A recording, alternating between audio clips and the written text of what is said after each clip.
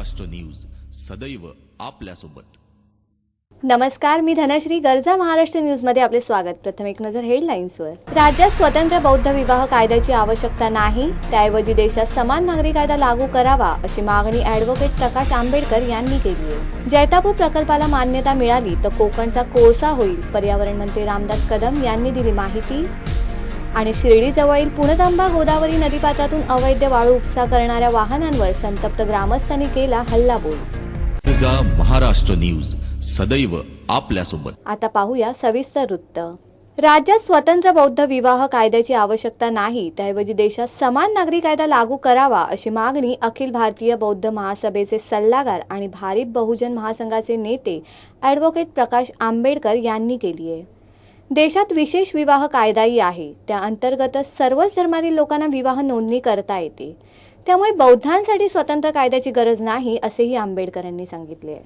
बौद्धांसाठी स्वतंत्र विवाह कायदा करावा अशी मागणी बौद्ध समाजातील काही नेते आणि संघटनांनी केली आहे, कारण 1956 नंतर ज्यांनी बौद्ध धर्माचा स्वीकार केला त्यांना हिंदू विवाह कायदाच लागू आहे। परिणामी बौद्ध संस्कार पद्धतीने झालेले काही विवाह न्यायालयात अवैध ठरले आहेत। त्यानुसार शासकीय स्तरावर त्याबाबत हालचाली सुरू आहेत। अलीकडेच या संदर्भात सामाजिक न्याय विभागाचे प्रधान सचिव उज्ज्वल उके यांनी संबंधित विभागाची बैठक घेतली होती। त्यात बौद्ध विवाह कायद्याच्या प्रस्तावाबाबत चर्चा करण्यात आली आहे। लक्झमबर्ग देशाचे पंतप्रधान जेवियर बेटेल यांनी समलैंगिकाशी लग्न केलंय। जेवियर बेटल यांचा गॉथर डेस्टिनीशी विवाह झाला असून हे दोघेही अनेक वर्षापासून एकत्र राहत होते। पंतप्रधान पदावर असूनही समलैंगिक लग्न करणारे बेटेल हे युरोपियन देशांमधील पहिलेच नेते ठरले आहेत। याच वर्षी जानेवारी महिन्यात लक्झमबर्गमध्ये समलैंगिक लग्नाला परवानगी देण्यात आली। लक्झमबर्गमध्ये समलैंगिक लग्नांना कायदेशीर मान्यता मिळाल्यानंतर बेटेल आणि गॉथर यांचं हे पहिलंच समलैंगिक लग्न झालं आहे। बेटेल यांचा जोडीदार म्हणजेच गॉथियार हे बेल्जियमचे रहिवासी असून व्यवसायाने आर्किटेक्ट आहेत। औरंगाबादमध्ये मध्यरात्री 11 दुचाकींसह एक 4चाकी गाडी जाळण्यात आली आहे। औरंगाबादमधील जय भवानी नगरमधील ही घटना आहे। जय भवानी नगरमधल्या 8 दुचाकी आणि वाळुंज परिसरातल्या 3 दुचाकींसह कार जाळण्यात आली आहे। गेल्या काही महिन्यांपासून अज्ञातांनी गाड्या जाळण्याचा जणू उच्छादच मांडला आहे। विशेष म्हणजे परिसरातल्या गाड्या एकत्र करून एकाच ठिकाणी या गाड्या जाळण्यात आल्या आहेत। या घटनेनं औरंगाबादमध्ये एकच खळबळ माजली असून नागरिकांमध्ये प्रचंड दहशत पसरली आहे। मान्सूनचा प्रवास वेगाने होत असून त्याच्या आगमनासाठी परिस्थिती ही अतिशय अनुकूल असल्याचे हवामान खात्याने गुरुवारी स्पष्ट केले, परंतु इकडे मुंबईत अजूनही उकाडा जाण्याचे नाव घेत नाहीये। येत्या 24 तासातही उकाडा कायम राहण्याचे अनुमान हवामान खात्याने वर्तवले आहे। मान्सूनचे आगमन काही दिवस लवकरच होण्याचे भाकीत वर्तवल्याने सुखावलेल्या मुंबईकरांना उकाड्यापासून मात्र अजूनही दिलासा मिळालेला नाहीये। आर्द्रतेत झालेली वाढ आणि तापमानात झालेली किंचित वाढ यामुळे शुक्रवारीही मुंबईकर घामाच्या धारांनी हैराण झाले होते। शुक्रवारी कुलाबा वेधशाळेत कमाल तापमान 35.2 अंश तर सांताक्रूज भागात कमाल 35.3 अंश सेल्सिअस इतके तापमान नोंदविण्यात आले। तसेच आर्द्रतेचे प्रमाणही 70 ते 80% इतकेच असल्याने मुंबईकरांच्या शरीरातून घामाच्या धारा निघत आहेत। जर जैतापूर प्रकल्पाला मान्यता मिळाली तर कोकणचा कोळसा होईल अशी माहिती देत शिवसेनेचे नेते पर्यावरण मंत्री रामदास कदम यांनी शिवसेना कायमच जैतापूर प्रकल्पाच्या विरोधात राहील हे पुन्हा एकदा सगळ्यांना दाखवून दिलंय।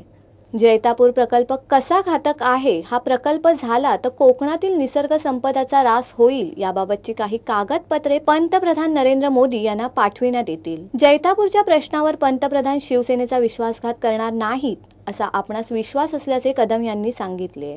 डेफ ॲक्शन ग्रुपने 10वी झाली पुढे काय, शिक्षण प्रशिक्षण की व्यवसाय या सेमिनारचे आयोजन केले होते। या सेमिनारला खास करून कर्णबधीर विद्यार्थी आणि त्यांच्या पालकांनी मोठ्या संख्येने हजेरी लावली। कार्यक्रमाला प्रमुख वक्ते वोल्टास कंपनीचे employment resource manager Charu Datt Sahaje, प्रमुख पाहुणे चिकित्सक समूहाचे ट्रस्टी आणि पाटकर कॉलेजचे प्राचार्य गुरुनाथ पंडित यांच्यासह इतर वक्ते आणि संस्थेचे पदाधिकारी उपस्थित होते। समाजसेविका नीता मुखर्जी आणि मानसी शहा यांनी विद्यार्थ्यांना साइन लँग्वेजच्या सहाय्याने मार्गदर्शन केले। कर्णबधिरांची नोकरी विषयक मानसिकता आणि आजचे वास्तव याविषयी अध्यक्ष उषा धर्माधिकारी यांनी विवेचन केले। कर्णबधिरांनी 10वी नंतर शिक्षण घेण्याची गरज आणि इंग्रजी शिकण्याचे महत्त्व यावर संस्थेचे सचिव रिबेलो यांनी मार्गदर्शन केले। डीड्स चॅरिटेबल संस्थेच्या राधा के श्रीकांत आणि मानसी शहा यांनी संस्थेमार्फत कर्णबधीर विद्यार्थ्यांना देण्यात येणारे प्रशिक्षण आणि भविष्यातील नोकरीच्या संधी याविषयी मार्गदर्शन केले. कारखान्यांमध्ये काम करायची तयारी असलेल्या विद्यार्थ्यांना त्यासाठी योग्य प्रशिक्षण घेण्याचे आवाहनही केले. सौंदर्य क्षेत्रातील आणि मेडिकल क्षेत्रातील संधीबद्दलही तज्ज्ञांनी मार्गदर्शन केले आहे. शिर्डीजवळील पुणतांबा गोदावरी नदीपात्रातून अवैध वाळू उपसा करणाऱ्या वाहनांवर संतप्त ग्रामस्थांनी हल्लाबोल करत वाहनांचे टायर फोडून ग्रामस्थांनी सदर वाळू वाहतूक करणारी वाहने महसूल विभागाच्या ताब्यात दिली आहेत. राहताचे तहसीलदार यांनी नदीपात्रात जाऊन अवैधरित्या वाळू वाहतूक करत असलेल्या 5 ट्रॅक्टरवर दंडात्मक कारवाई केली आहे. पुणतांबा गावातील गोदावरी नदीपात्रातून अवैधरित्या वाळू माफियांकडून वाळू उपसा सुरू आहे. मात्र महसूल विभागाने अनेक वेळा धाडी टाकूनही मोकळ्या हातानेच परत जावे लागत होते. महसूल अधिकारी यांच्या सर्व घडामोडींवर वाळू माफियांच्या पंटरांची बारकाईने नजर असल्याने वाळू माफियांच्या नेटवर्क पुढे महसूल विभाग हतबल दिसून येत आहे. ग्रामस्थांनी वेळोवेळी माहिती देऊनही वाळू माफियांवर कोणतीही कारवाई होत नव्हती. त्यामुळे पुणतांबा ग्रामस्थांनी वाळू वाहतूक करणाऱ्या वाहनांवर हल्लाबोल करत वाहनांचे टायर फोडले. ग्रामस्थांच्या या भूमिकेमुळे नदीपात्रात तणाव निर्माण झाला होता. ग्रामस्थांनी तात्काळ महसूल विभागाला कल्पना देऊन अवैध वाळू उपसा करणारी वाहने तहसीलदार सुभाष दळवी यांच्या ताब्यात दिलीत. तहसीलदारांनी 5 ट्रॅक्टर ताब्यात घेतले असून सर्व वाहनांवर दंडात्मक कारवाई करत असल्याचं सांगितलंय. स्वतःहून नदीपात्रामध्ये जे अवैध गळून खाण्याची वाहतूक करतात, वाळूची वाहतूक करतात, वाहतूक करून ती वाळू सकाळी वाहतूक करून वरती टाकतात. वाळू वरती टाकल्यानंतर रात्री किंवा इतर वेळेला त्या वाळूची पुणतांबा इथून बाहेर वाहतूक होते. या कामी आम्ही पथक नेमलेलं आहे. परंतु ही जी वाळू माफिया आहेत हे संघटितपणे काम करतात. पथकांमार्फत एखादा 2 माणसं आमच्या गाड्यां वगैरे इकडे तिकडे ऑफिसला ठेवली जातात त्यांच्याकडून, आणि तिकडून ते फोन करतात की गाडी इकडे गेली, गाडी तिकडे गेली, मग इकडे आले ते पळून जातात. परंतु आज पहिल्यांदा पुणतांब्याला मी गेल्या 6 वर्षापासून इथं काम करतो, 13-14 महिने झाले. पहिल्यांदा अशी पॉझिटिव्ह मूवमेंट दिसली की लोकांनी स्वतःहून या गाडी आपल्याला कारवाई केली. याच्यामुळे पर्यावरणाचा मोठ्या प्रमाणात त्रास होतो आणि कारवाई करून लोकांनी यांचे जे ट्रॅक्टर आहेत त्याच्या हवा काढून टाकल्या, पाणी काढून टाकलं आणि ते ट्रॅक्टर आता हल्ल्याच्या स्थितीत नाही. याच्यामध्ये आता मला नुकतंच समजलं की 3-4 ट्रॅक्टर जे हल्ल्याच्या स्थितीत ते पळून गेले आणि एवढे 5 ट्रॅक्टर आम्हाला सापडलेले आहेत. आता हे ट्रॅक्टर आम्ही वरती काढून पोलिसांशी आम्ही बोललेलो आहे. पोलिसांचं म्हणणं आहे की ते ट्रॅक्टर जर पोलीस स्टेशनच्या आवारात लावले तर मग त्यांना गुन्हा दाखल करून पुढची प्रक्रिया करणं सोपं होईल.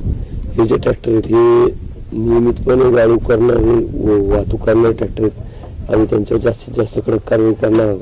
गोदावरी नदीपात्रातून पुणतांबा शिवारात अनेक वर्षापासून चोरट्या मार्गाने वाळूची अवैध वाहतूक सुरू आहे. अनेकदा वाळू माफियांनी ग्रामस्थ, तलाठी आणि महसूलच्या पथकावर हल्लेही केले आहेत. रात्रीही वाळू वाहतूक होत असल्याने तसेच वाळू माफियांचं नेटवर्क तगडं असल्याने महसूलच्या पथकाला रिकाम्या हातानेच परतावे लागते. वाळू माफियांना राजकीय अभय असल्याने ते निर्ढावले आहेत. आता ग्रामस्थच आक्रमक झाल्याने वाळू माफियांचे धाबे दणाणले आहेत. क्रिकेट खेळण्यावरून धुळे शहरातल्या मच्छी बाजार परिसरात 2 गटांमध्ये ठिणगी उडाली आहे. या घटनेत 5 जण जखमी झाले आहेत. क्रिकेटमधील वादाचं रूपांतर हाणामारीत झालं आणि त्यात 2 युवकांच्या हत्या झाल्या. या घटनेत 5 जण जखमी झाले आहेत. हाणामारीच्या घटनेनंतर परिसरात तणावपूर्ण शांतता आहे. घटनास्थळी मोठा पोलीस बंदोबस्त तैनात करण्यात आला आहे. 5 बजे इसके दादा इसको चाय पिलाने के लिए बाजार लेकर गए और पिलाकर जब आए ना तो पतरे पे बॉल आया था और वो लोग के वहाँ का एक आदमी बॉल उतार के लेके जा रहा था तो इसके दादा उसको बोलने लगे कि भाई ये बॉल कब तक ये सिलसिला चालू रहेगा, ये बंद करो, हमारे घर के बच्चे लोग परेशान हो जाते. इसके दादा को मारे, इनके दादा का सिर उड़ फोड़ डाले.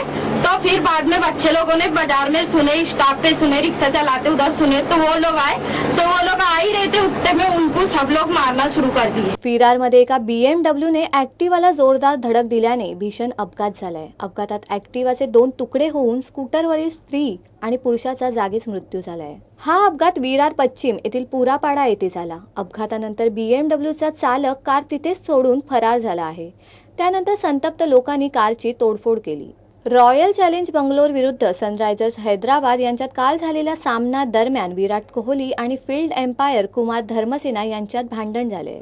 पाऊस पडल्याने सामना 20 ओव्हरवरून 11 ओव्हरवर करण्यात आला.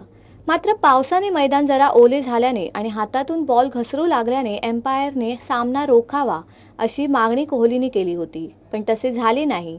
त्यामुळे विराट कोहली आणि विकेटकीपर दिनेश कार्तिक एम्पायर सोबत चांगलेच भांडले. जाता जाता एक नजर टाकूया हेडलाईन्सवर.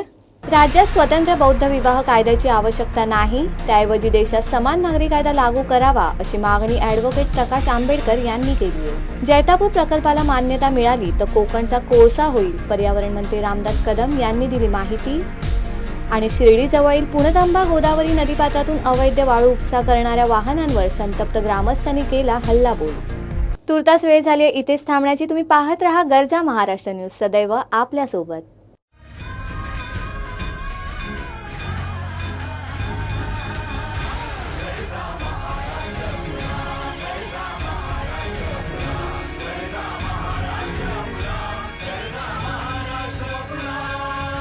गर्जा महाराष्ट्र न्यूज, सदैव आपल्यासोबत.